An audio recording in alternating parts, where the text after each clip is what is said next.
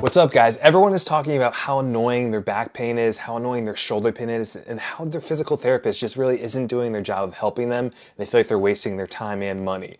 So if this is you, listen up. I'm going to really teach you guys the 3 things you need to know right now to help get you the most out of physical therapy. And we're going to go over the 2 most common mobility restrictions in the thoracic spine.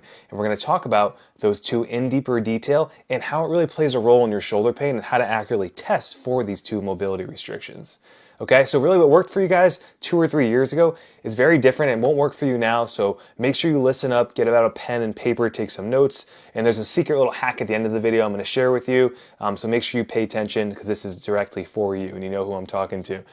So with that being said, if you like the information I'm going to share with you guys tonight, I want you to schedule a private one-to-one call with me that we offer for people that are about 10 to 15 minutes. You can look below, look for our Calendly link in the description if you want to kind of go ahead and do that. Right? Or you can comment below and do that as well. All right, so pro tip here, right?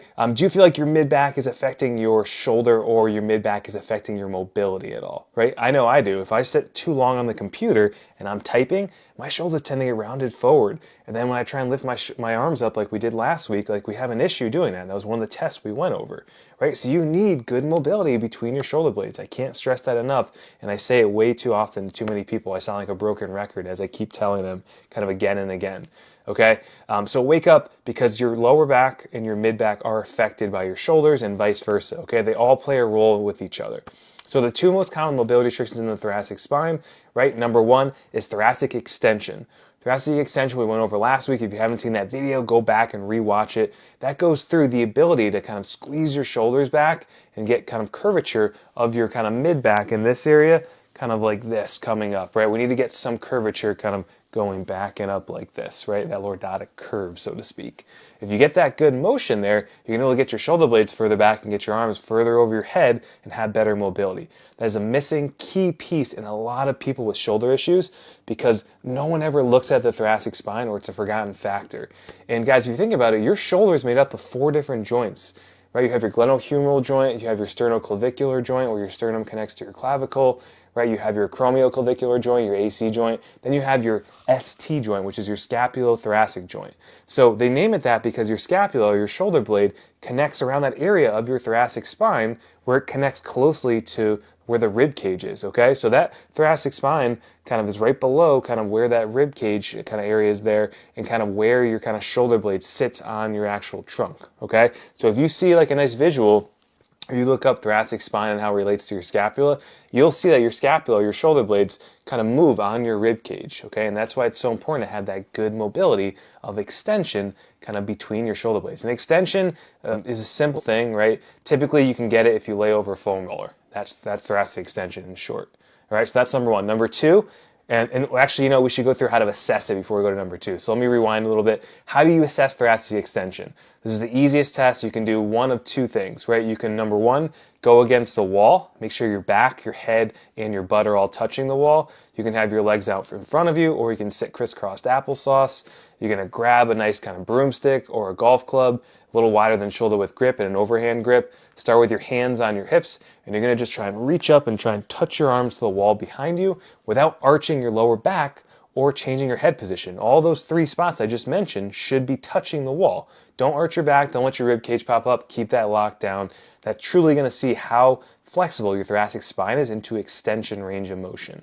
All right. You can also do it without, if you don't have anything to use, you can just kind of use your arms and do it. And the other way to do it would be to lay flat on the ground, both knees bent to take your lower back out of it to make sure it stays flat. And you would do the same exact test. Hold a broomstick or use your arms, try and come up and over your head as you're laying flat on your back. And if you can't make contact with the ground with your hands, right, and you can't make contact with the ground with your kind of middle to lower arms, you're probably tight in the thoracic spine. All right, that's number 1. Number 2, the most common second mobility restriction is going to be thoracic rotation. It's as simple as it sounds, guys. Thoracic rotation just refers to your ability to rotate side, to the right and to the left. Those are the 2 directions we're looking at here. So same thing if you have that golf club or broomstick, put it on top of the clavicles. I do this with all my clients if they have an upper body issue, sometimes with a hip issue as well or a back issue. And I'll have them kind of hold that here and I'll have them keep their elbows up like they're on a shelf, sitting on the ground. Or if you're going to sit in a chair, make sure you put a yoga block or a nice towel roll between your knees to squeeze inwards to take your kind of trunk out of it, and your lower body out of it, I should say. And you're going to try and turn as far as you can to the right, let your head follow the arms, turn as far as you can to the left, let the head follow the arms. And you should be able to get about the same or within 10 degrees on the right side compared to the left, okay? And if you have a good therapist, they'll kind of measure that using a goniometer, they'll maybe use a tape measure, or they'll kind of use, some of them will use their eyes, right, and vision, so to speak, or some of them will use an app online like I do with some of my clients, and that'll give me an objective measure to track, okay? So really two simple, easy, effective tests everyone can do from their office or their home. You have no excuses. If you have no idea how you kind of look this way, how you look this way, think about how you feel. I always tell people that. People forget about that. Do you feel stiffer in one direction than the other? That's super important. That's a subjective component of it. Do you feel tighter in the other direction? Do you feel looser in one direction? Right? Write those things down. And if you still don't know, record yourself like I am now on your cell phone. Right? This is an iPhone. You guys can do the same thing. Record yourself with the video facing you for the thoracic rotation test, and record yourself with a video from a side view for the thoracic extension test when you're on the wall. That's going to show you what's going on. You're going to be like, wow, Corey was right. This does make sense, right? As you go back and watch it. I don't want to give myself too much credit there. All right, so hopefully that makes sense to you guys. Thoracic spine extension, again, we went through how to test it. Thoracic spine rotation, we went through how to test it. So start with those two. Those are the two most common restrictions we see, and those relate to shoulder pain the most and low back pain a lot of times. So you have to unlock your mid-back first. I always say, when in doubt, work middle out. Right? And I learned that from a course. I can't steal that. So I want to give credit to who kind of told it to me. So you want to start in the middle, right? Start at the spine and then work your way out. Work to your shoulder blades, work to your shoulders, work to your elbows, work to your wrists, right? Always start in the middle, then go out. So how does this play a role in shoulder pain? I just mentioned before, there's 4 different joints of your shoulder, right? Everyone always thinks it's just here, but you have kind of the joint here, here, and then the one in the back as well.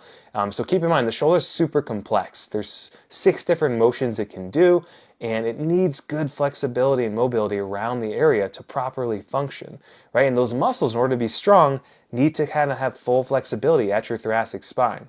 Right, so your middle traps between your shoulder blades, your lower traps under kind of the bottom of the shoulder blades, those need to be very strong, along with your serratus anterior, which is kind of underneath that armpit area. It's going to help keep that scapula against the rib cage, are all super important to your shoulder health and stability.